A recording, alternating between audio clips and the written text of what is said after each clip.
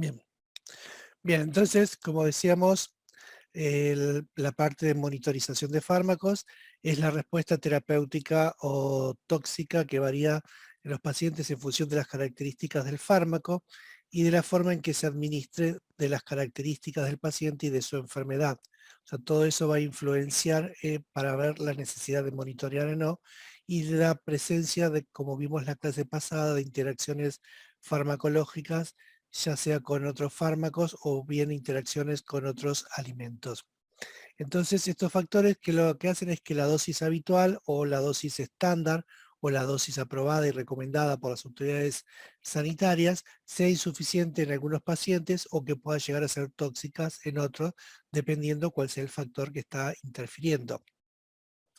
Entonces, solo será adecuada para todos los pacientes cuando el índice, que esto es muy importante, ya lo hablamos en clases pasadas, cuando el índice terapéutico del fármaco sea tan grande que pueda utilizarse dosis altas. Recuerda que hablamos de la relación entre la concentración mínima tóxica y la concentración mínima efectiva, que ese factor tiene que ser lo más grande posible, ¿sí? Y cuanto más grande de 2, que es lo mínimo que se establece para que el margen terapéutico sea lo más que es un margen ya pequeño y para no caer en los problemas de toxicidad, cuanto más grande sea ese coeficiente, más seguro va a ser el fármaco.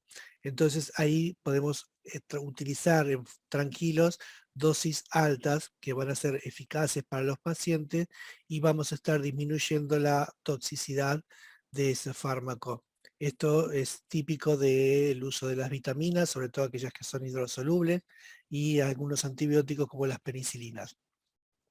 Entonces, con los demás fármacos debe individualizarse el tratamiento para mejorar la eficacia y evitar la toxicidad.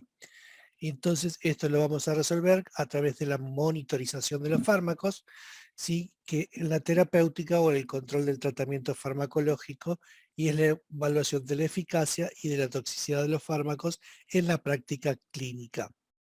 ¿Sí? Una cosa que recuerden siempre es la eficacia y la seguridad que se determina en el ensayo clínico, donde tengo todos los parámetros controlados, y otra es ¿sí? La efectividad y la seguridad que tengo cuando el fármaco es utilizado en la población en general.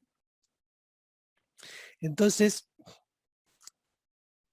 habitualmente entonces se utilizan eh,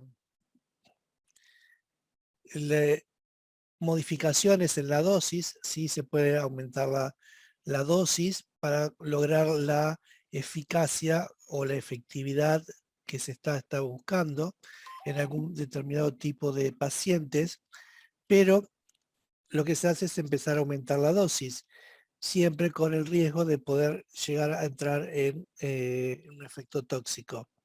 Entonces, este método es indicado en aquellas situaciones en que se puede valorar fácilmente los efectos terapéuticos o tóxicos de los fármacos, como puede suceder con el analgésico, que yo puedo aumentar la dosis y puedo ver fácilmente la respuesta.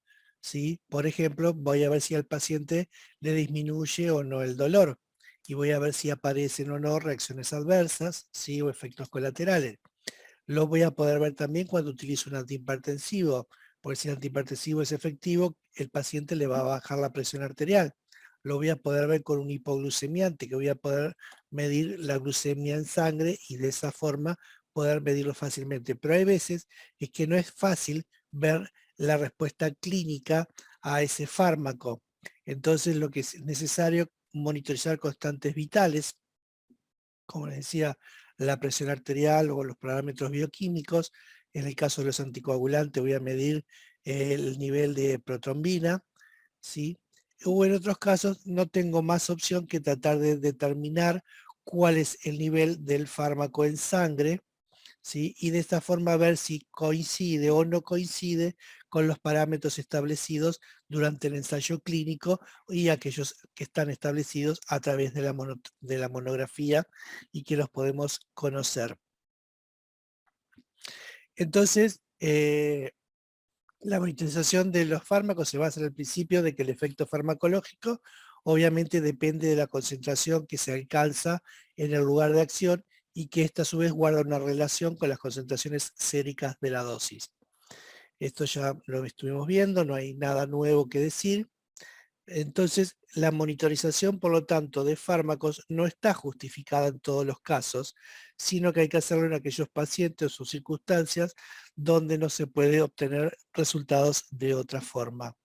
Por ejemplo, cuando se trata con agentes alquilantes que se usan como antineoplásicos porque se unen irreversiblemente al receptor y tienen un efecto más potente y prolongado que los medibles en la concentración plasmática, o bien con el ácido acetilsalicílico, que como ustedes saben, sí, que se utiliza como antiagregante plaquetario y se une irreversiblemente a las plaquetas y por lo tanto el efecto va a durar mientras dure, sí, la vida de las plaquetas. Entonces vamos a diferenciar dos grupos muy importantes de cosas a tener en cuenta. Vamos a relacionar entre aquellas que van a estar relacionadas al método y al fármaco en sí y las que están relacionadas al paciente, que son las que nos van a justificar que nosotros podamos hacer un estudio de monitorización y que justifique que se haga ese estudio de monitorización, ¿sí? Si nos referimos al fármaco, ¿sí? Vamos a tener que determinar que realmente sea necesario poder, o sea, llevar adelante ese monitoreo, ¿sí? ¿Y cuándo va a ser necesario? Cuando tengamos fármacos con un índice terapéutico pequeño, o sea, aquellos que tengan un muy estrecho margen terapéutico, cuando existe una dificultad para valorar clínicamente la eficacia, como les decía recién, no podamos verlo a simple vista o a través de otro tipo de estudios, cuando haya dificultad para valorar clínicamente la toxicidad, recuerden que yo la vez pasada les comenté que la intoxicación digital y que los pacientes que utilizan digoxina era muy fácil de visualizar porque el paciente empieza a tener síntomas, pero hay veces que el medicamento empieza a ser tóxico y no hay ningún tipo de síntomas para evaluar esta toxicidad. Obviamente cuando sea necesario asegurar la eficacia, ¿esto qué significa? Que yo tengo que estar seguro que la concentración plasmática que está recibiendo el paciente, ¿sí? Los valores de fármaco en sangre son lo suficientemente los necesarios para poder alcanzar una respuesta terapéutica, ¿sí? Obviamente cuando sea necesario prevenir la toxicidad, cuando sea importante controlar el cumplimiento. Esto más que nada sirve para aquellos pacientes donde no tienen una respuesta terapéutica y el paciente a veces dice, sí, sí, yo tomé el fármaco, pero no me está dando ningún tipo de respuesta. Entonces, una forma de poder controlar que el paciente está utilizando el fármaco es medir el nivel sanguíneo del fármaco para ver si realmente lo está tomando o no. Por lo tanto, de esa forma verifico el cumplimiento del tratamiento. O bien cuando existe dificultad para ajustar la dosis, sea porque hay otra enfermedad que interfiere con el uso del fármaco, sea porque hay algún otro tipo de problema de parte del paciente. Ahora, que esté justificada hacer este estudio de monitorización, ¿sí? ¿Cuándo se puede justificar? Cuando hay una gran variabilidad en la relación entre la dosis y el nivel de fármaco en sangre, ¿sí? Va a justificarse cuando tenga una cinética que sea dosis dependiente, ¿sí? Porque si la respuesta no es dosis dependiente, por más que mida el nivel no voy a poder, en aquellos casos donde el transportador es saturable, puedo aumentar la dosis, pero no me va a mejorar la respuesta. Donde exista un intervalo óptimo establecido para poder tomar las mediciones de sangre, que pueda determinarse por un método analítico asequible y fiable. Esto significa que con una simple muestra de sangre o de orina o de saliva yo pueda poder tomar y medir la concentración del fármaco, ¿sí? Sobre todo una muestra de sangre o de suero es lo más importante. Que se conozcan los factores farmacocinéticos y farmacodinámicos que alteran el significado de su valor sérico. O sea que yo tengo que tener bien establecido previamente, que esto es lo que se hace frecuentemente en el estudio clínico, cuáles son los valores de fármaco que yo necesito para obtener la respuesta terapéutica. y cuya determinación sea útil en la práctica clínica, pues no lo voy a hacer al paciente someter a un estudio, voy a gastar plata y después de ese resultado yo no puedo tomar ninguna decisión ni ninguna medida para mejorar la situación. También es importante que el fármaco sea utilizado correctamente, ¿sí? O sea, y para eso es necesario también que la muestra de sangre para poder medir se extraiga correctamente, que el resultado sea confiable, o sea, trabajarlo con un método estandarizado para poder medir, que se interprete la farmacocinética y la farmacodinámica adecuadamente y que el nivel sérico del fármaco se utilice en su contexto clínico como una ayuda, no como una guía de tratamiento. Esto obviamente se va a justificar siempre y cuando haya una respuesta que no sea la correcta. Ahora, eso era lo que tenía que ver con respecto al fármaco. Vamos a ver ahora cuáles son aquellos parámetros o aquellas condiciones que tenemos que tener en cuenta de acuerdo al paciente. ¿Sí? Recuerden que tenemos que tener en cuenta neonatos y ancianos que normalmente no tienen una respuesta semejante a la que está estudiada y las que figuran en monografía, que generalmente están hechos para adultos. La presencia de mujeres embarazadas, muchas veces no tenemos contra qué contrastar los datos, porque los ensayos clínicos no se hacen en embarazadas, ¿sí? Que el paciente sea obeso, que sabemos que va a tener una distribución diferente y se va a acumular en el tejido graso el fármaco, ¿sí? Y va a cambiar el volumen de distribución. Pacientes con función renal disminuida o inestable.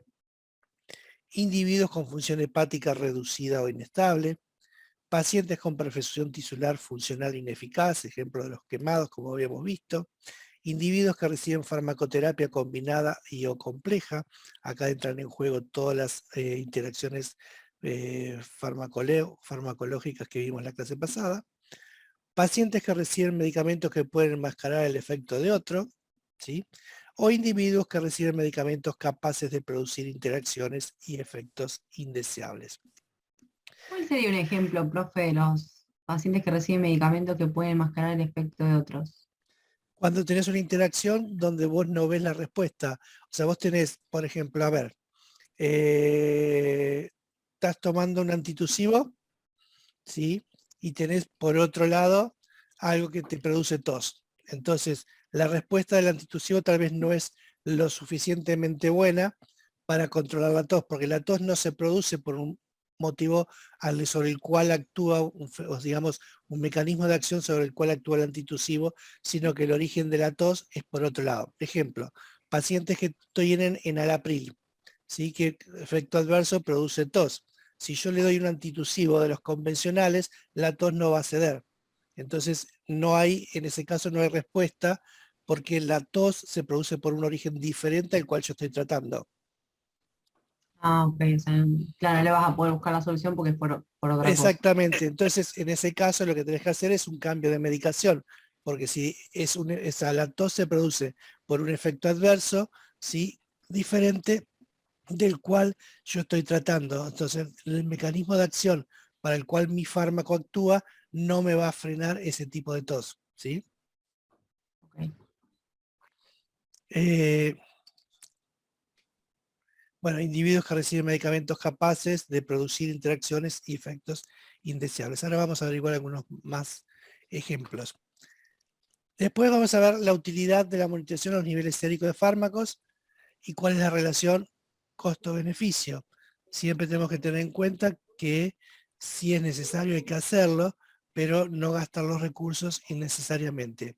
Vamos a verlo desde el punto de los beneficios y desde el punto de vista de los costos de la realización de eso. Desde el punto de los beneficios van a haber directos e indirectos. Los beneficios directos son disminuir la mortalidad, o sea, si yo puedo controlar la eficacia del fármaco, voy a poder reducir la mortalidad porque voy a poder mejorar las dosis. Voy a disminuir la cantidad de reacciones adversas, porque a lo mejor estoy aumentando una dosis innecesariamente. Voy a mejorar la calidad de vida del paciente y voy a tener una menor duración del tratamiento, de la hospitalización y de la baja laboral, que todo esto está relacionado a su vez con los costos. Ahora, ¿cuáles serían los beneficios indirectos? ¿Sí? Obtener un mejor conocimiento de la farmacocinética ¿sí? Cuando yo hago la monitorización de un determinado fármaco en un determinado paciente, voy a obtener información que a lo mejor no está publicada en los libros o en los trabajos de la bibliografía. Entonces voy a ir incorporando, documentando situaciones no conocidas. Voy a conocer mejor interacciones que a lo mejor hasta ese momento no estaban documentadas. Por lo tanto, me va a permitir hacer un reporte indicando de estas interacciones para que después se corrijan los prospectos de los medicamentos y se componen estas nuevas interacciones. Y voy a conocer factores que motivan ya sea la ineficacia o la toxicidad del fármaco. Me va a ayudar a mejorar los hábitos terapéuticos del médico, ¿sí? Porque el médico va a conocer a través de lo que está encontrando cuáles son las situaciones en las cuales va a tener que tener cuidado para realizar una nueva prescripción de ese fármaco y puedo mejorar el cumplimiento terapéutico de parte del paciente. Si yo con esto detecto algún tipo de interacción o algún tipo de problema con el uso del fármaco, voy a poder mejorar, como dijimos antes, la calidad de vida del paciente, por lo tanto voy a lograr que también haya un mejor cumplimiento del plan terapéutico establecido. Ahora, el tema costos es muy importante y los costos van a tener eh, costos directos e indirectos. ¿Cuáles van a ser los costos directos? Que los vamos a medir de diferentes tipos. Podemos tener aquellos que ocasionan molestias y riesgo de la extracción, ¿sí? Que si bien no lo estamos midiendo en plata, sí es un costo desde el punto de vista de la práctica clínica, pero ese costo, o sea, también lo podemos medir como que para poder tomar esa muestra de sangre, voy a tener que poner personal, ¿sí? Médico, bioquímico o enfermero para poder tomar la muestra de sangre. Y eso también tiene un costo que hay que medirlo. Van a haber un costo en las determinaciones que yo haga. Todas las determinaciones bioquímicas que yo haga tienen un costo que hacen que se traslade al sistema de salud o al paciente, y hay costo de los servicios que realizan e informan las determinaciones. O sea, va a haber personal que va a tener que interpretar ese resultado e informarlo, y eso también tiene un costo. Esos serían los costos directos. Los costos indirectos es el tiempo que los médicos y enfermeras utilizan para llenar formularios, o sea, frente a una no respuesta, van a tener que hacer una orden solicitando la extracción, van a tener que después sentarse a analizar los resultados y ver qué cambios hacen, y el riesgo de ineficiencia y toxicidad por el uso inadecuado de las determinaciones. O sea que puedo indicar una determinación que no me permita después evaluar ni tomar ningún tipo de decisión respecto al resultado que obtuve.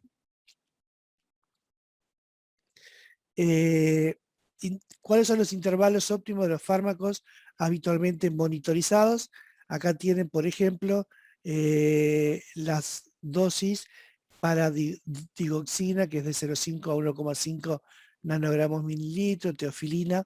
Acá hay un grupo de antibióticos como la amicacina, fíjense que acá no les dan el rango, sino que les dan un rango para el pico y un rango para el valle.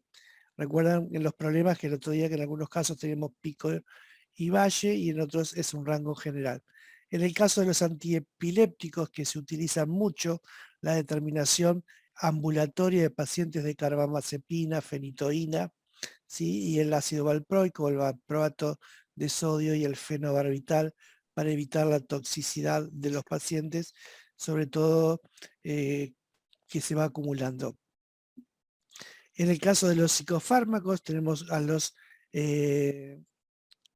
antidepresivos tricíclicos, ¿sí? Amitriptilina, imipramina, nortriptilina, ¿sí? El uso del litio, que es un moderador de los estados anímicos, o sea, se utiliza en los pacientes bipolares, la clormoprazina y el haloperidol, que son antipsicóticos.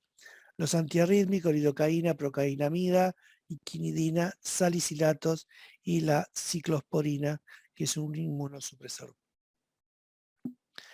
Datos necesarios para interpretar correctamente, ¿sí?, los niveles séricos de los fármacos que se recogen. Bien, volvemos a lo que estábamos hablando antes. Características del paciente. Tenemos que tener datos de edad del paciente, del peso, de la superficie corporal, ¿sí?, si estamos hablando del caso de un medicamento oncológico, y de la edad gestacional si son neonatos. Todo esto nos sirve para qué, para poder obtener los valores correctos, ¿sí?, de cuáles serían las concentraciones séricas que deberían de tener si es que las que encontramos en la bibliografía.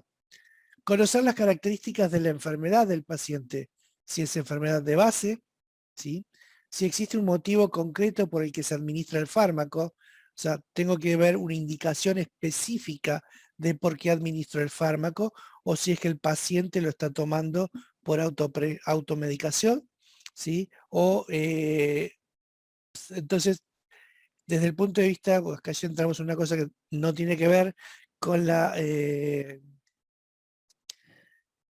biofarmacia, pero sí tiene que ver con el seguimiento de un paciente. Siempre hay que verificar primero si el no funcionamiento del fármaco es porque el fármaco está correctamente indicado para ese paciente, o sea, si el paciente tiene una indicación de uso de ese fármaco.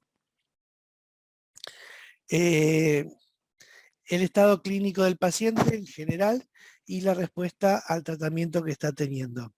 Desde el punto de vista del tratamiento, si lo que está usando el paciente es un preparado comercial, ¿sí?, o es una preparación magistral, en ese caso tenés que poder determinar cuáles son los componentes de ese fármaco, porque si vos te dice que está tomando un fármaco comercial, con el nombre ya sabés qué es lo que encontramos, pero en una receta magistral tenemos que conocer la composición. Que exista una dosis e intervalo en la administración establecidos acorde a las características de la patología que supuestamente se está tratando. Conocer cuál es la vía de administración, ¿sí? No es lo mismo un fármaco que se inyecta que un fármaco que se administra por vía oral. ¿Cuál es la duración del tratamiento instaurado? ¿Sí? ¿Cuándo se inició y cuánto tiempo pasó desde que comenzó ese tratamiento? ¿Y cuánto tiempo debería de seguir el paciente utilizando ese fármaco? ¿Sí? Esto también tiene que ver con el tema, la aparición de toxicidad o no, de acuerdo a las características. Lo mismo que la dosis y el intervalo de administración. Recuerdan en los problemas que vimos el otro día, que si yo administro en un tiempo menor que el que corresponde, el fármaco va a tender a concentrarse, ¿sí? Por lo tanto, voy a tener posibilidad de que sea tóxico.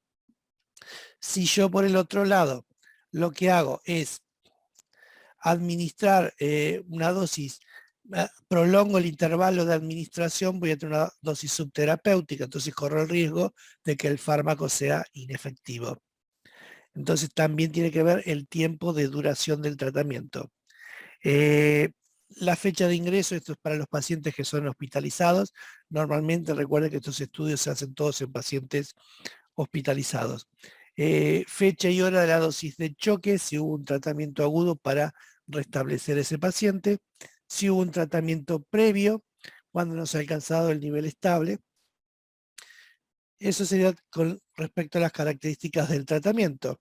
¿Cuáles son los factores que pueden alterar el significado farmacocinético o farmacodinámico? Los estados, como dijimos, el embarazo, la enfermedad renal, hepática, cardiovascular, estos se lo graban porque son siempre donde hay variaciones y lo vamos a ver la clase que viene, y otros fármacos que estén administrados simultáneamente. Características de obtención de la muestra o las muestras, ¿sí? La hora en que yo obtengo la muestra va a depender si yo tengo que medir la concentración del fármaco en el pico o en el valle. Entonces tengo que saber cuándo fue la última administración del fármaco.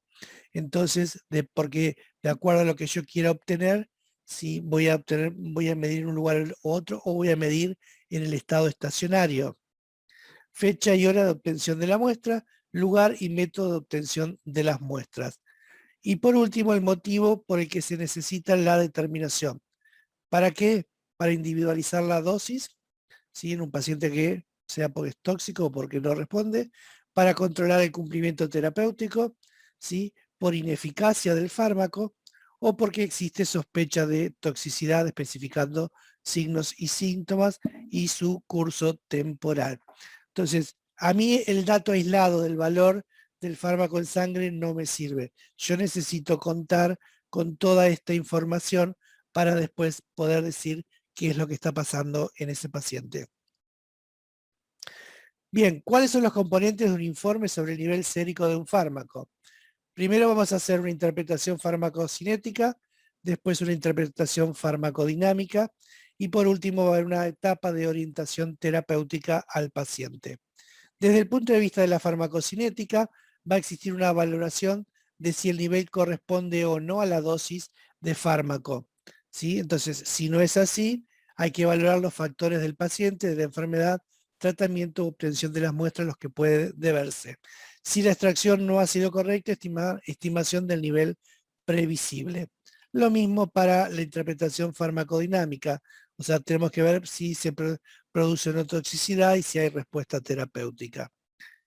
Ahora, una vez que tengamos los resultados, se deben indicar los cambios de tratamiento que se consideran necesarios en función de esos resultados que obtuvimos.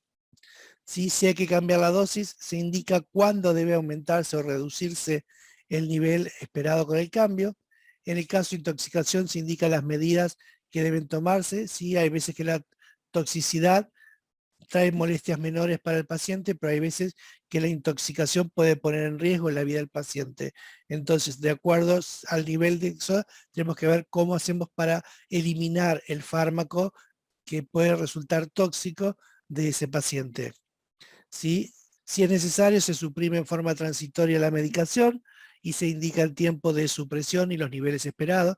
Esto cuando yo no tengo mayores problemas, que esa toxicidad no me va a afectar al paciente, ¿sí? No lo pone en riesgo de vida. Entonces lo que hago es suspendo el fármaco y espero que se elimine el excedente del fármaco. Ahora, si es necesario cambiar el tratamiento, se indican fármacos de elección, cuáles serían las dosis y cuál sería la pauta del cambio. Criterios de extracción y análisis de resultados. Se tiene que tomar como mínimo 3 muestras, de ser posible, ¿sí? En donde la concentración máxima me indicará sobre efectos adversos y toxicidad.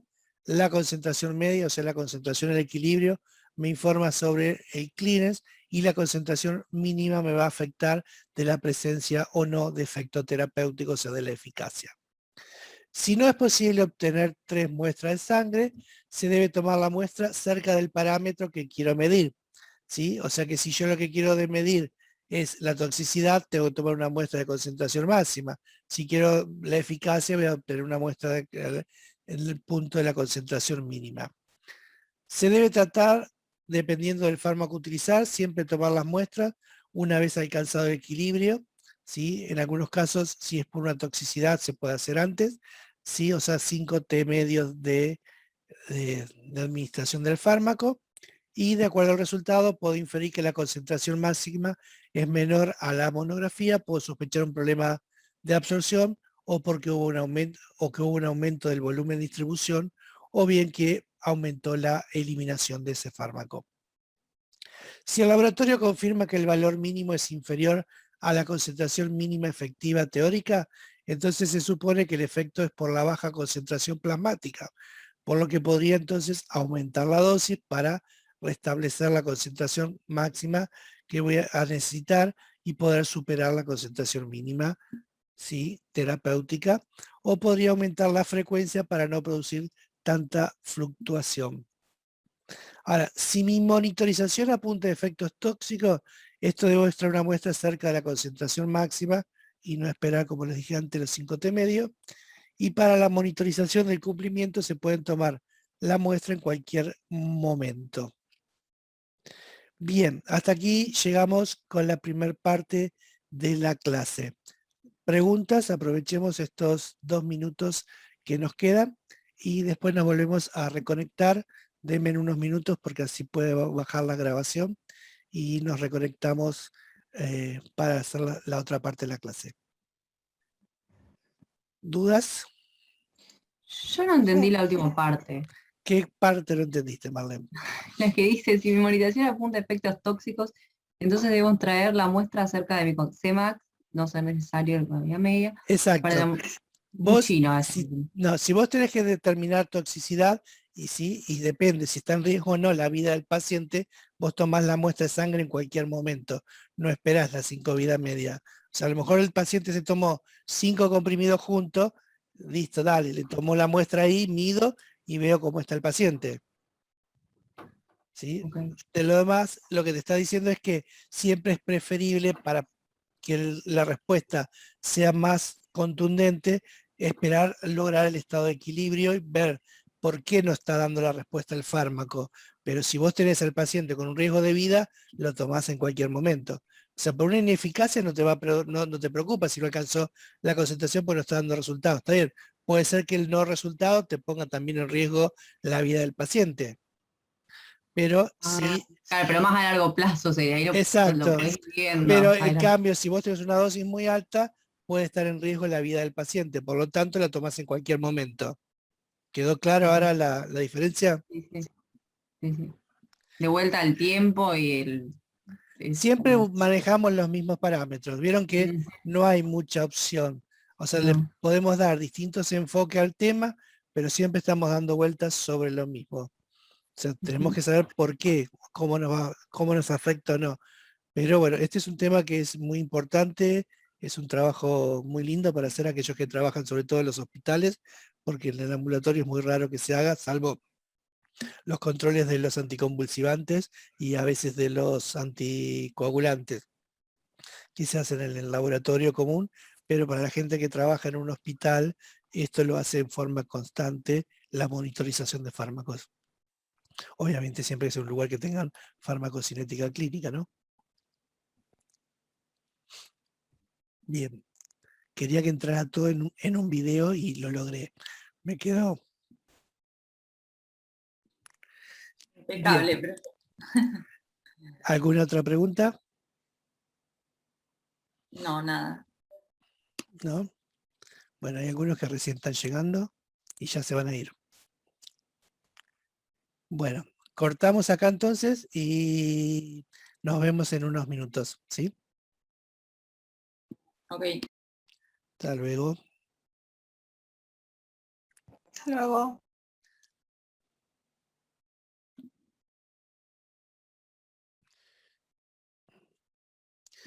Bien, vamos a comenzar entonces con el tema de estudios de biodisponibilidad. ¿Y para qué hacemos un estudio de biodisponibilidad? Sería una buena pregunta hacerlo, ¿no? Más allá de que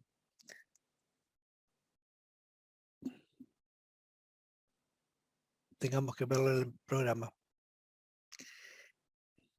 A ver si mantengo un poco su atención hasta ahora. Para Vamos, saber en un determinado grupo de personas, digamos, qué porcentaje de la droga se puede absorber, se absorbe. para ver en un grupo de personas. No, No sé, no.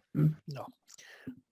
A ver, ¿por qué creen que se hace un estudio de disponibilidad? ¿Por qué la industria farmacéutica o las autoridades regulatorias exigen a la industria farmacéutica un estudio de biodisponibilidad? A ver si así se entiende un poco mejor la pregunta. Para poder comparar distintas formas farmacéuticas. Para poder comparar distintas formas farmacéuticas que se comercializan. Bien. Y si dos formas farmacéuticas tienen la misma biodisponibilidad, por lo tanto quiere decir que son bioequivalentes. ¿Y eso que me va a permitir a mí hacer como farmacéutico? Y por ejemplo, no sé, si viene un paciente que toma una determinada droga de una marca, saber que por otra la podés cambiar. Bien, o sea, realizar la intercambiabilidad de los fármacos, ¿sí?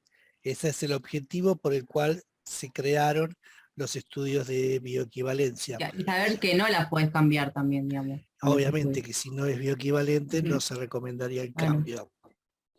Y ahora después vamos a terminar la clase un poco con eso, pero quería ver más o menos cómo estaba.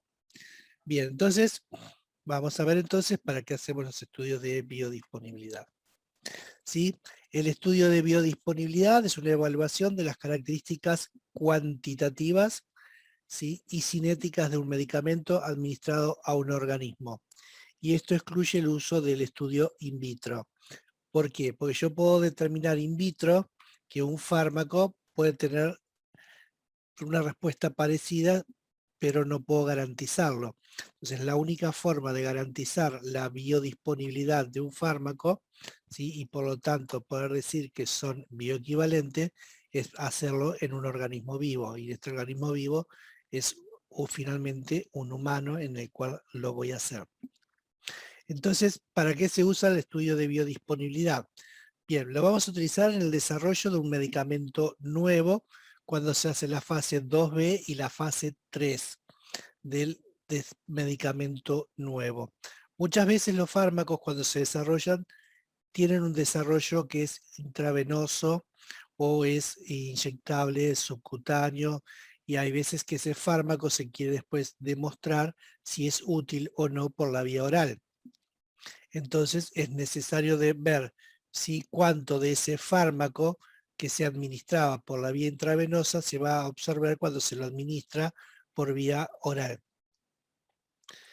También se utiliza para el control de calidad, ¿sí? Se realiza un control eventual comparando distintos lotes. Yo, si estoy fabricando un fármaco, tengo que garantizar que siempre tiene las mismas características de biodisponibilidad. Por lo tanto, los perfiles que yo voy a obtener tienen que ser superponibles. ¿Por qué? Porque eso me estaría demostrando que hubo un problema, ¿sí? Con la calidad del lote, con la fabricación de un determinado lote. También se utiliza para un cambio de formulación de un medicamento. ¿Sí? Lo que les decía antes, en un ensayo clínico se pasa, a veces se estudia la vía inyectable y la vía oral, o a veces se estudian simultáneamente. Pero bueno, necesitamos conocer cuál es la biodisponibilidad de ese fármaco para poder comparar.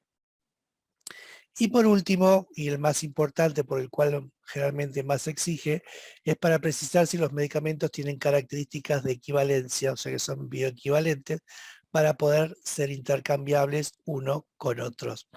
O sea, si bien todos los 4 que mencionamos son muy importantes, el fin primordial es poder demostrar la bioequivalencia de 2 fármacos para poder ver si son intercambiables o no. Entonces, este estudio, ¿sí? Lo que hace es no prejuzgar la cantidad absorbida del fármaco ni la cinética de disponibilidad del fármaco de referencia. ¿Qué significa esto? Yo voy a hacer un estudio donde voy a comparar, un estudio de bioequivalencia, estoy hablando precisamente. Yo voy a comparar cómo se absorbe mi fármaco respecto del fármaco original, ¿sí? O sea, mi fármaco de referencia. A veces el fármaco de referencia puede que no sea el original, sino que puede ser otro fármaco que se comercializa en el país porque el fármaco original ya no se comercializa. Entonces comparo contra un fármaco que exista en el país y que tenga demostrado su eficacia ampliamente. Lo ideal es comparar siempre contra el fármaco original, porque es el que hizo el ensayo clínico y demostró todos los perfiles de ese fármaco. Pero bueno, a veces por un motivo o por otro, el fármaco original no está en el país. Hay veces que aunque el fármaco original no esté en el país, o ese fármaco de referencia, se puede traer de otros países, terceros países, y demostrarlo, pero generalmente se busca que sea un fármaco que se comercializa en el país. Entonces, esa comparación no solo sirve para demostrar la biodisponibilidad relativa del medicamento estudiado respecto del otro referencia. Perdón, no solo sirve para determinar la biodisponibilidad relativa. Entonces yo voy a medir y voy a decir, ¿este es bioequivalente o no? Ahora, si mi fármaco de referencia tiene un problema, mi fármaco bioequivalencia debería de tenerlo también, pues yo tengo que demostrar que son iguales, ¿sí? Entonces yo no puedo hacer un fármaco que tenga una mejor biodisponibilidad que el original, porque tendría que ir todo para atrás. Mi fármaco, si en estudio, tiene que ser equivalente, o sea, bioequivalente con el fármaco de referencia. Entonces, no prejuzga al referente, o sea, a aquel producto contra el cual compara, sino que lo que hace es verificar las características del estudiado. Entonces diríamos que dos fármacos se consideran bioequivalentes, sí. Son equivalentes farmacéuticos, recuerdan esta definición. ¿Cuándo eran equivalentes farmacéuticos? Cuando tenían igual principio activo, cuando tenían igual dosis, cuando tenían igual forma farmacéutica y aunque tengan diferentes excipientes. ¿Cuándo son biodisponibles? ¿Sí? Cuando tienen la misma cantidad y velocidad de fármaco que accede a la circulación sistémica después de la administración de la misma dosis y obviamente por la misma vía. Entonces, ¿qué dos cosas tiene que cumplir el medicamento para que sea bioequivalente? Que sea equivalente farmacéutico, primera condición, y segundo, que tenga la misma biodisponibilidad que el fármaco en cuestión, sobre el fármaco de referencia. Entonces, los estudios de bioequivalencia no son ni más ni menos que ensayos clínicos, ¿sí?, cuyo objetivo es la comparación de la biodisponibilidad de dos formulaciones farmacéuticas iguales de un mismo principio activo, y por lo tanto estos estudios se denominan estudios de bioequivalencia. Recuerdan que lo habíamos visto en la clase de ensayo clínico, que los estudios de bioequivalencia eran estudios que llevan pocos pacientes, en general 12 o 24 pacientes, que se utilizan con un diseño de estudios que lo vimos. Me dicen cuál era el diseño que usábamos. Ya no se acuerda. Ahora, vamos, uno que diga.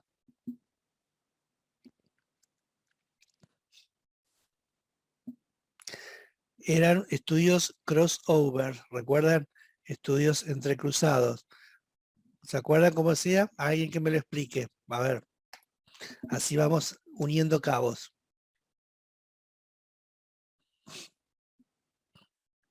¿Sí? Cada paciente era su propio control, habíamos dicho. Cada paciente recibía el medicamento. Profe, Sí, era como que la mitad se hacía con el efecto placebo y la mitad no, creo que era así, no me acuerdo. no era así. Yo dije que cada paciente era su propio control. Entonces, todos los pacientes reciben, ¿sí? Se los divide en dos, el grupo. La primera parte, ¿sí? Lo primero que recibían era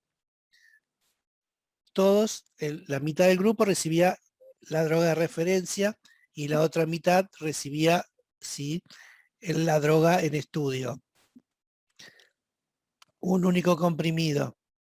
Se dejaban pasar, ¿sí?, por lo menos 7 semividas, 10 es lo ideal, que era lo que se llamaba el periodo de washout o periodo de lavado.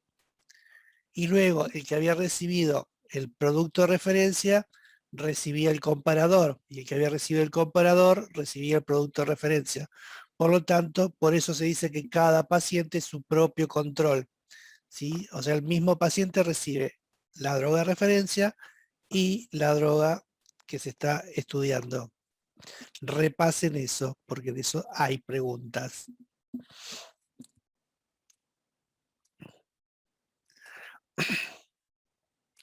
Entonces, se concluye entonces que dos formulaciones son bioequivalentes, por lo tanto asumimos que producirán el mismo efecto terapéutico, ¿sí?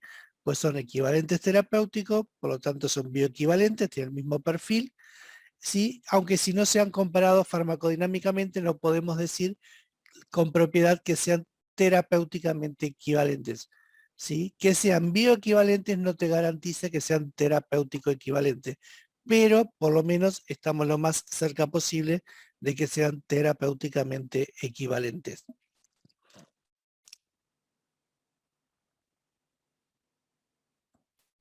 Miren que me fui. Entonces, ¿cuáles son las precauciones que tenemos que tener para un buen resultado del estudio de bioequivalencia? Tener conocimiento de los cambios cuantitativos y cualitativos del principio activo en lo que respecta a la distribución, a la biotransformación y a la excreción. Tener un método analítico que sea sensible y específico para poder determinar el fármaco en sangre. Y tener un protocolo experimental definido por con sus pautas correctamente diseñadas y precisamente descriptas. Recuerda que yo les comenté que para hacer este estudio, los pacientes en general eran internados, tenían todos una dieta semejante para poder eliminar cualquier tipo de interferencias en el estudio. Es uno de los estudios donde los pacientes pueden recibir dinero. ¿Sí? Recuerden que acá no tiene el sujeto no tiene ningún beneficio, ¿sí? En general son sujetos sanos los que participan y solo como no hay casi riesgo porque el fármaco, reciben una sola dosis del fármaco y están perfectamente controlados, entonces son estudios que generalmente son pagos.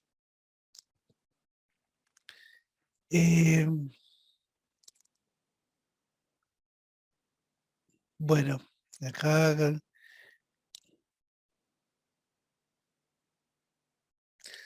bien, acá el primer párrafo lo que dice en definitiva, dice que la FDA no exige, o sea, ni la FDA ni otras agencias regulatorias, no exigen que se realicen estudios de biodisponibilidad y bioequivalencia para todos los fármacos, sino para aquellos fármacos que tienen algunos problemas o características en general. Va a haber fármacos o vías, mejor dicho, más que fármacos, formas farmacéuticas que van a estar exceptuadas de hacer estudios de bioequivalencia, como son las formas farmacéuticas líquidas. En general no necesitan estudios de bioequivalencia, ¿sí? Una suspensión extemporánea, un jarabe, no lleva un estudio de bioequivalencia. Tampoco llevan estudios de bioequivalencia las gotas oftálmicas o las gotas óticas. ¿Sí? Obviamente no llevan todos los inyectables intravenosos, ya sabemos que esos no llevan porque no pasan, no sufren un proceso de absorción. Lo de los Entonces, inyectables intravenosos entiendo, porque el otro, ¿por qué no se hace? porque como el principio activo ya está disuelto, o sea, la posibilidad de que no se absorba correctamente no es muy importante. O sea, y son generalmente fármacos que tienen un amplio margen terapéutico. Entonces esa pequeña fluctuación que pueda existir no hace que se justifique el costo de un estudio de bioequivalencia. De todas formas, hay estudios de bioequivalencia que se hacen in vitro, que son estudios que se llaman, hay una clasificación que se llama clasificación biofarmacéutica, que permite separar los estudios, los fármacos por la solubilidad y la permeabilidad. De acuerdo a cómo atraviesen determinados tipos de membrana, pueden ser excluidos de los estudios de bioequivalencia. Okay. Se los clasifican los fármacos en 4 grupos, de acuerdo a la solubilidad y a la permeabilidad que tengan y cómo atraviesan las membranas.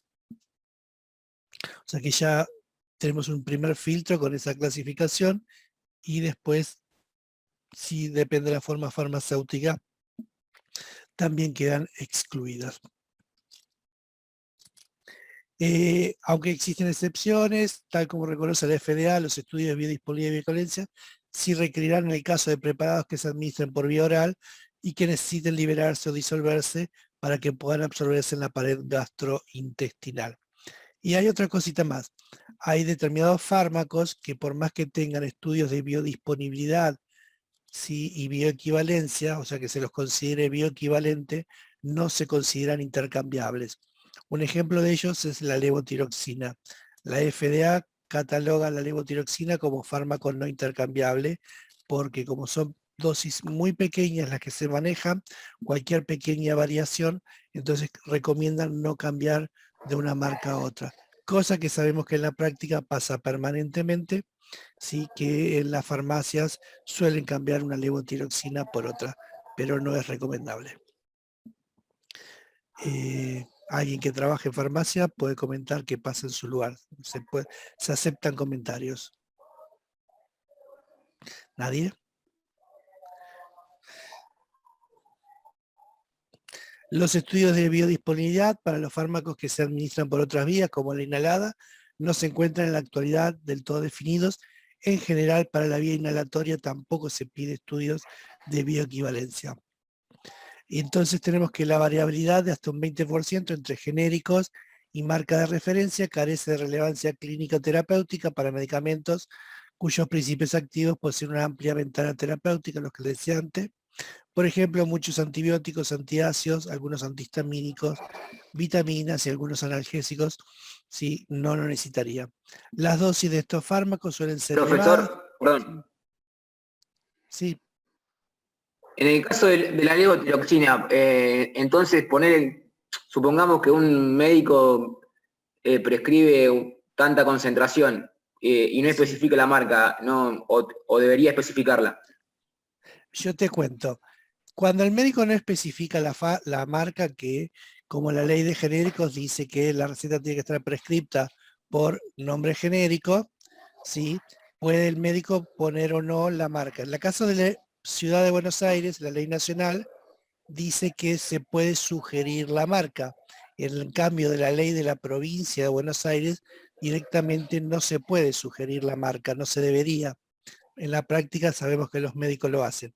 Ahora, si el paciente inicia tratamiento, uno si le debe de preguntar cuando viene con una receta si inicia tratamiento. Si inicia tratamiento da lo mismo que le des cualquier marca. Ahora, si el paciente ya está en tratamiento con una marca, ya le hicieron los controles para ver si la dosis que le están administrando es la correcta, lo que conviene es que siga utilizando la misma marca comercial, que no switchee. Pero bueno, a veces no queda otra, porque a veces hay una determinada marca que está faltando, como pasó hace poco con una marca conocida, que la concentración de 125 miligramos faltó, y antes que no tomar nada es preferible que tome de otro laboratorio. Pero en lo posible conviene siempre que el paciente utilice la misma marca comercial. Ok, ¿Quedó claro ahora? sí.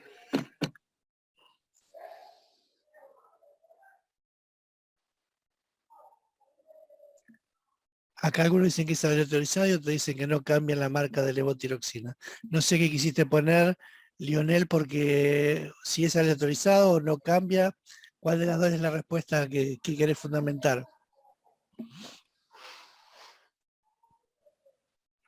No, pero me parece que aleatorizado era con una pregunta anterior del crossover, creo. Ah, ok. Bien, ¿esto quedó claro entonces? Sigamos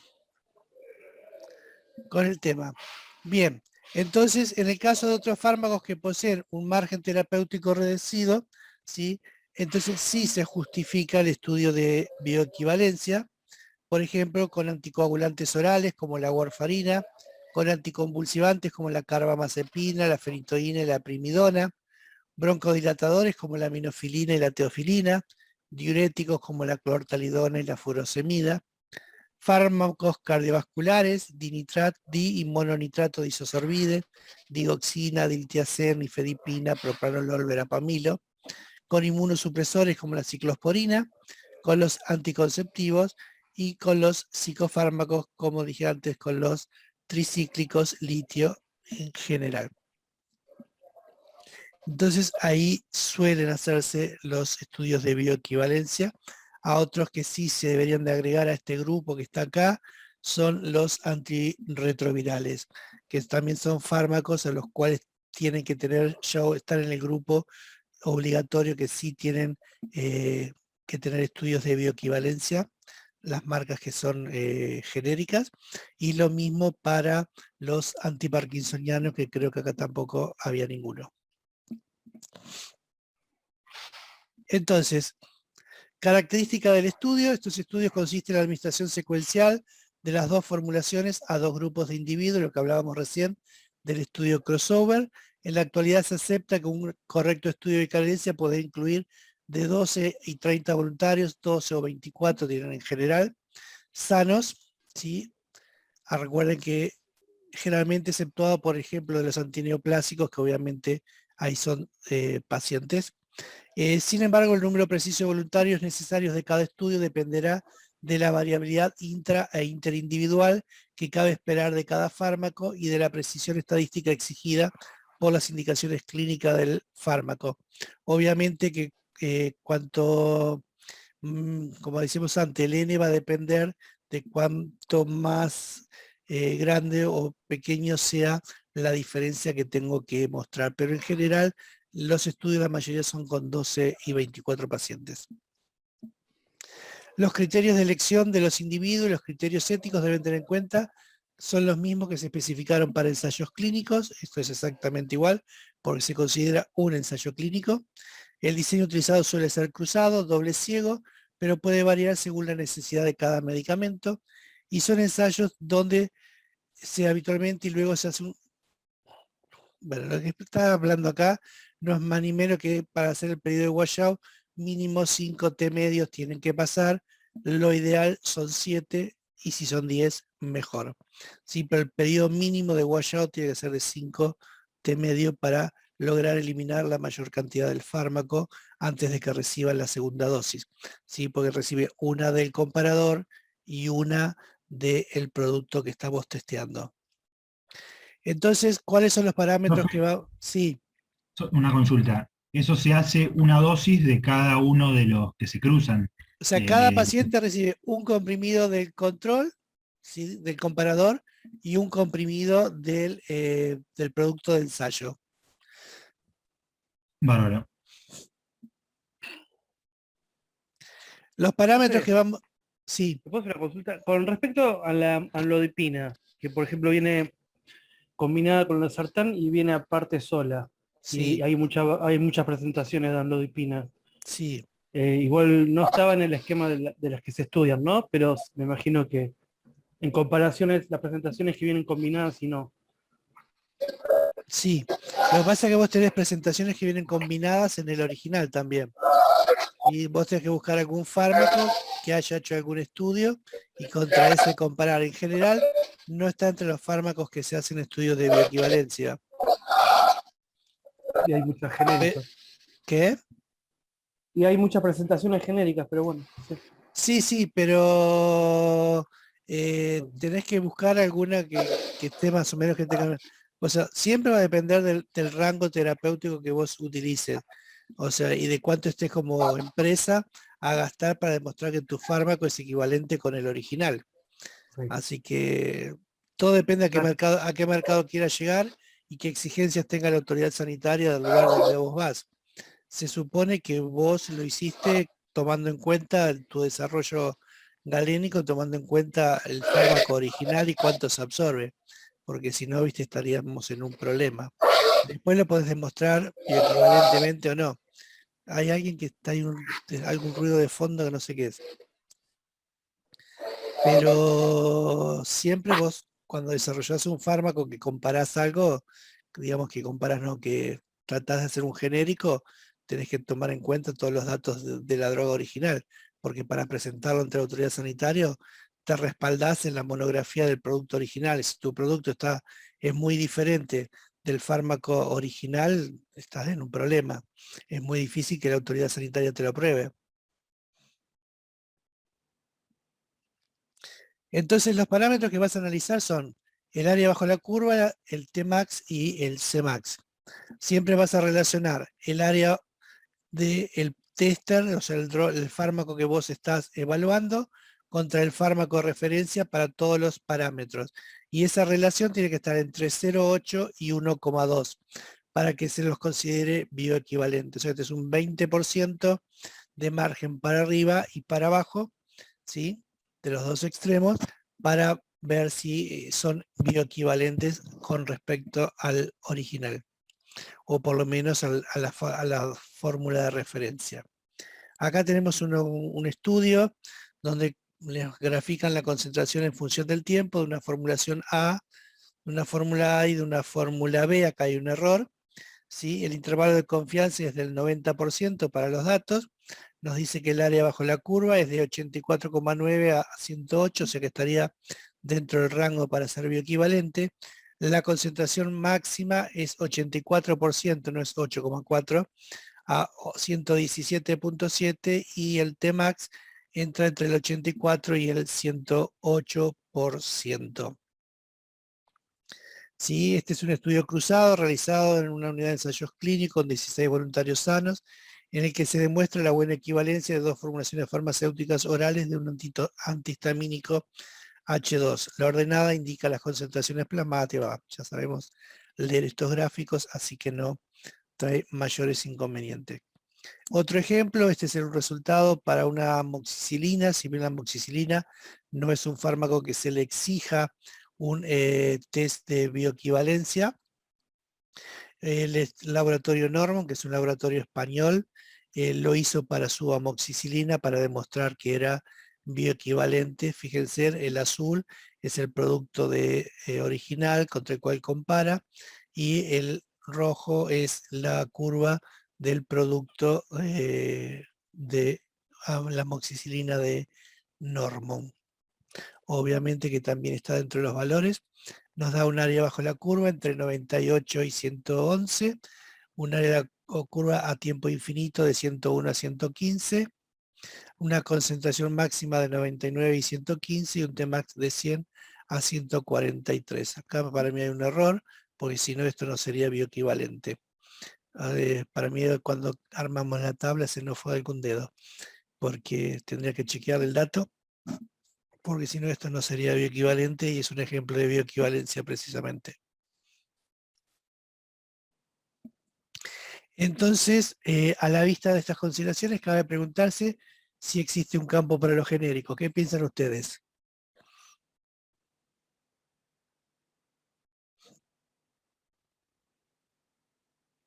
Que sí, Que sí. ¿Quién dijo que sí? Paola. Paola. No, Marlene. Marlene también. Bueno, ¿y por qué? ¿En qué se basan ustedes para decir que sí? En un tema de costos, si tenemos un fármaco que es bioequivalente y que sale más barato, obviamente vas a comprar el que es más barato, si tiene el mismo efecto. Muy bien. ¿Y a vos como farmacéutica, en qué te influye? O sea, No, a mí en nada. Yo voy a querer que compren el más caro. no porque querés que te compren el más caro. Si me estás diciendo que sí es... No, porque podés vender más. No, depende, si lo conseguís más barato, Claro. lo podés tener más Claro, ganancia. Podés capaz que es vender más más. barato, pero vendés más cantidades del producto también. Sí. Bien. O sea, todos los fueron para el lado comercial. Ninguno fue Lo para el importante bio. era vender, ¿viste? No, nadie Exacto. vio el paso. Nadie vio. Ahora, si ustedes son Estamos a fin farmacéuticos de y año. tienen, Nadie vio la profesión. si tienen si las desviaciones de la profesión lo agarraron ustedes, si ustedes tienen dos productos que son bioequivalentes, ¿sí? Y uno es mucho más barato que el otro, ¿sí? Ustedes como profesionales, ¿qué es lo que le está garantizando que el producto sea bioequivalente? Que es lo mismo, que lo pueden sustituir sin problema. No así con un producto que no es bioequivalente, que por más que tenga que sea equivalente químico o equivalente, ¿sí?, farmacéutico, o sea que tengan la misma droga, la misma concentración, todo lo demás, no tienen la tranquilidad que les da saber que un producto es bioequivalente. Entonces, ustedes harían el intercambio con mucho más seguridad y con mucho más tranquilidad. Después veremos si les Prof. sirve o no económicamente, pero primero piénsenlo desde el punto de vista profesional. Claro, si al paciente le hace efecto, no va a Profe. servir. Así que tiene que volver, digamos. Exacto, vuelven y venden más. Claro. Profe, Sí. ¿está indicado que tenga que decir en algún lado que se le hizo el estudio de bioequivalencia a determinado medicamento en el estuche? Argentina no lo exige. Algunos países como España, Brasil, Estados Unidos, tiene que decir que es medicamento genérico. De hecho, Argentina tiene muchos medicamentos que tienen estudios de bioequivalencia y no lo publicitan porque la gente si no va a decir, esto es un genérico. Como ya tienen su marca muy impuesta, pero para poder exportar, esos laboratorios han tenido que hacer el estudio de bioequivalencia, o por una autoridad regulatoria, porque se lo exige la ANMAT, le han tenido que hacer el estudio de bioequivalencia, pero no lo informan, porque si no tuvieran el estudio de bioequivalencia no se podrían comercializar a lo mejor, pero Sí. no lo informan, a diferencia de otros países que sí obligan a que se informe que es un medicamento genérico. Y obviamente. justamente por eso se lo pregunto, porque donde yo trabajo hacen un producto que cuando es venta local el estuche no dice nada, pero cuando sale para Chile, por ejemplo, el Sí, estuche dice bioequivalente. exacto, porque la autoridad regulatoria de esos países lo exige. Claro. En Brasil, por ejemplo, tiene una banda de color las cajas, si es bioequivalente, tiene una banda de color y dice bioequivalente. Que acá no lo hacen por un tema de desconocimiento de la gente, digamos, una cuestión como de Sí, marketing, si se porque quiere, que también no queda bien, hay un no gusta, hay un gran lobby de los laboratorios para que eso no sea, los para gigantes. seguir teniendo su marca impuesta. Entonces, porque en realidad, si yo tengo un producto que es bioequivalente, me está diciendo este producto es genérico, ¿sí? Porque si no, no tendría por qué demostrar la bioequivalencia. Entonces, ¿qué pasa? Si yo tengo que apuntar a un mercado de medicamentos genéricos, ¿recuerdan cuáles eran las características del genérico? Patente vencida, ¿sí? ¿Qué más? El tema económico del 30%, Que tenía creo. que ser por lo Ah. menos un 30% más económico que el original, y eso ya no les gusta tanto a los laboratorios. Mientras tanto, no hacen eso, prefieren presentarlo como marca con estudio de bioequivalencia y no bajar el precio del fármaco. Mm. Claro. ¿Sí? Bien. Entonces, la respuesta es afirmativa cuando los genéricos están respaldados por estudios de bioequivalencia irreprochables. ¿Sí? Con otros fármacos genéricos la evaluación debe plantearse en forma mucho más estricta, reduciendo los intervalos de confianza para aceptar la existencia de bioequivalencia entre dos formulaciones según qué indicación clínica tiene. Ese margen del 20% en algunos casos es más chico, puede llegar a ser del 10% de acuerdo al el uso terapéutico que tenga el fármaco. Ahora, ¿quién decide la sustitución de un producto por otro, el farmacéutico o el médico? ¿Sí? El que puede decidir la sustitución, obviamente, el médico va a decir no sustituir, para lo cual tiene que justificarlo, de acuerdo a lo que dice la ley 25649. Y justificarlo significa demostrar, o sea, poner que por el estudio tal se demostró que no es bioequivalente, por lo tanto, se recomienda no sustituir. Pero el que sí puede sustituir es el farmacéutico porque la ley lo autoriza.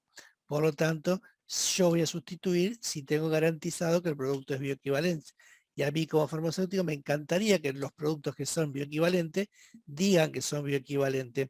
Hasta ahora el único laboratorio que lo pone que es bioequivalente es el laboratorio, por lo menos de los que yo vi, en el envase, es uno de los nacionales, se me borró el nombre ahora, que tiene insulinas y Denver. Denver Pharma pone que sus productos son bioequivalentes. De los que yo vi, no sé si hay alguno más hasta ahora. Bien, ¿Y cómo sabemos, profe, que no sé, que no sé, que la amoxicilina de Bagó es igual a la de Roemers? ¿Cómo sabemos? No, no lo sabemos. Vos tenés que confiar en que como son productos que tienen una amplia ventana terapéutica, le va a terminar haciendo efecto al paciente, pero no tienen o sea, o a lo mejor lo tienen y lo desconocemos como farmacéuticos, porque no lo informan. Ok. ¿Sí? Entonces, indica que todo profesional de la salud que realice una receta médica deberá prescribirla por su nombre genérico, especificando dosis unidad, además de los datos habituales. El farmacéutico, conociendo los distintos medicamentos, obviamente, y sus estudios de bioequivalencia, tiene la capacidad de sugerir de esta manera varios medicamentos de distintos laboratorios y con distintos costos, pero no cumplen con la bioequivalencia correspondiente. Asimismo, el profesional puede prescribir por nombre genérico, agregando además marca comercial en aquellos casos que considere oportuno no sustituir el medicamento por presentar este último un mayor beneficio para el paciente. Pero la justificación tiene que ser como corresponde. En la práctica no se da. O sea, pero es lo que dice la ley. Y creo que será la última, sí. Bien, ¿alguna duda, pregunta hasta acá?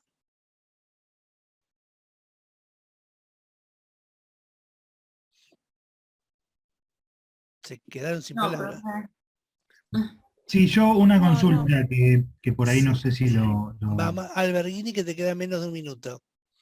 Si no, lo contestamos después. No, no soy yo, No. Porque Yo, Abdala. se me ilumina el Barghini, por eso. No, Abdala, no, es rápido. Esto Sí. es la bioequivalencia que hay que determinar. Tiene que ser sí o sí mediante estudios clínicos porque hay muchos productos que permiten bioequivalencia in vitro. Bien, Y hace con perfiles de disolución y demás. bien, por eso te digo, pero esos son aquellos que cumplen con la clasificación biofarmacéutica, ¿sí? Entonces se permite el estudio in vitro, pero todos aquellos que tienen